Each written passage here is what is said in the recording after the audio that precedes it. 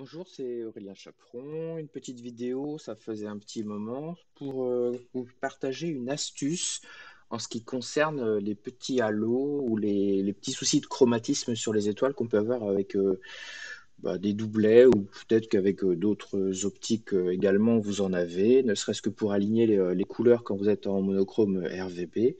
Alors je vais vous faire voir sur cette image de la galaxie d'Andromède mon petit flux de travail à ce niveau. Donc, la première chose que je fais, c'est à cette étape, puisqu'on est sur une image non linéaire, hein, on est en fin de traitement, j'en suis à l'étape de la saturation. Donc, ce que je fais moi, c'est que je sors une image de luminance. Alors, vous avez le raccourci ici, bien sûr, si vous l'avez affiché. Sinon, vous avez dans les process le process channel extraction. Vous mettez en lab, on décoche A et B et ça vous sort la L. Hein, je vous fais voir, démonstration. C'est exactement la même chose. Donc celle-ci, je la supprime, on voit bien que c'est la deuxième. Je vais aller chercher la précédente qui est dessous. Je fais un clip des noirs. Donc en fait, je me sers du pic principal ici que je vais mettre complètement sur le bord gauche. Voilà, de cette manière, ça me donne en fait je clip en fait tout ce qui est fond de ciel que je ne veux pas saturer. Ça me conserve les étoiles et une progressivité là dans la cible. L'autre façon de faire, ce serait avec range selection. Alors, je trouve ça un petit peu plus brutal, même si on peut, mais c'est blanc-noir quoi. On peut mettre de la progressivité, hein, c'est vrai. Mais j'avoue que j'ai pris mes habitudes avec un masque de luminance en reprenant simplement la couche L et en clippant les noirs. Voilà, ça va me servir de masque que je vais appliquer sur ma cible. Et donc on voit bien que n'apparaissent plus que les étoiles, la cible de manière progressive, parce que là c'est un petit peu plus ténu, et mon fond de ciel est rouge, donc masqué. Je vais le masquer là pour les besoins de la vidéo.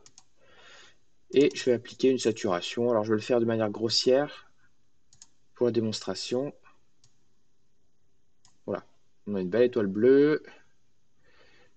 La saturation, on retrouve un petit peu de bleu ici. Donc là, on est à peu près dans ce qu'on voudrait. J'y suis allé gaiement. Hein. J'applique. Alors, je ferme ma preview. Et donc, on va aller voir au niveau des étoiles ce qui se passe. Voilà. Alors là, on a un exemple. Ici, je vais faire une preview ici. Voilà. Et on voit que autour de cette étoile là, on a un bruit chromatique qui est pas du tout joli. Je crois que j'avais vu autre chose juste avant. Ouais, là aussi c'est bien. Dans ce cas-là, je vais prendre ma flèche et bouger ma preview. Et là, on voit que c'est encore pas mal. Donc là, sur cette étoile là, ici, on a même plusieurs couleurs. Bleu, orange, rouge. Voilà, donc on est clairement dans des choses qui sont pas agréables et qu'il faut essayer d'éliminer au traitement pour arriver à quelque chose de meilleure qualité. Donc en fait, mon masque de luminance, il est encore appliqué. Ce que je fais, c'est que je fais une érosion dessus avec le process morphological transformation que j'applique à moitié. Je fais 2 itérations. Bon, c'est des réglages que j'ai trouvés. Et si je l'applique sur le masque de luminance, hop, on voit que, je vais vous faire avant, après, on voit qu'il y a une diminution de la taille des étoiles. C'est-à-dire que la périphérie des étoiles, le pourtour qui était surcoloré, il n'est plus pris en compte. On ne garde que le cœur. Ok, le fond de ciel noir est toujours noir, c'est très bien. Et donc, cette image,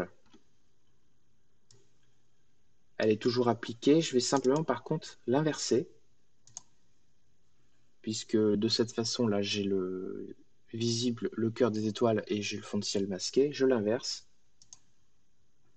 Et on se rend compte que j'ai mon fond de ciel visible, ainsi que le pourtour des étoiles, puisque j'ai diminué le masque.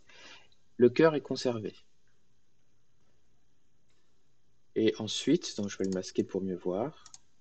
J'applique donc le process ACDNR, noise reduction, en mode chrominance, 3 itérations à 90%. Et on regarde tout de suite ce que ça donne. Voilà. Donc vous voyez que le fond de ciel s'améliore. Le pourtour des étoiles également. Après, vous pouvez augmenter un petit peu le rendu, le diminuer, vous ajustez les paramètres sur le nombre d'itérations. Là, j'en ai 3. Et vous pouvez mettre un petit peu moins ici, si vous voulez, de montant.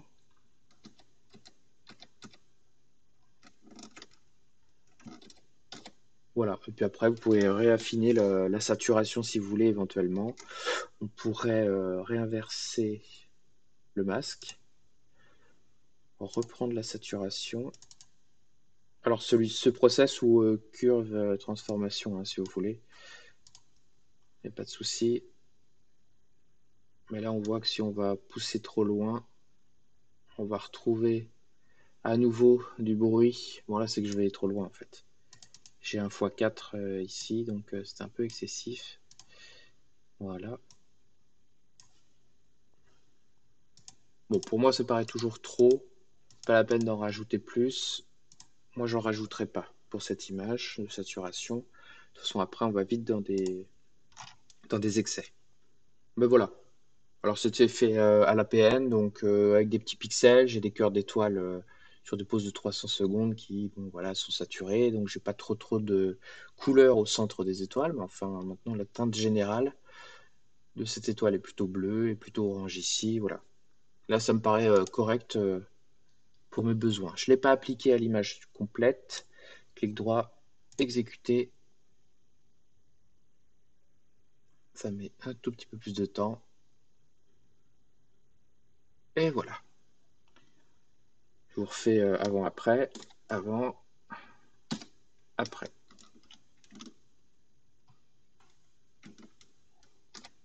Avant,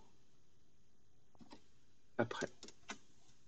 Voilà les amis, je vous laisse avec cette astuce. Vous voyez si vous voulez l'adapter à la fois sur vos images couleurs, avec un chromatisme encore résiduel, ou alors sur vos images RVB quand vous êtes au monochrome avec un alignement des couleurs perfectible ou une taille d'étoile variable en fonction du filtre utilisé. Ça peut vous laisser des halos.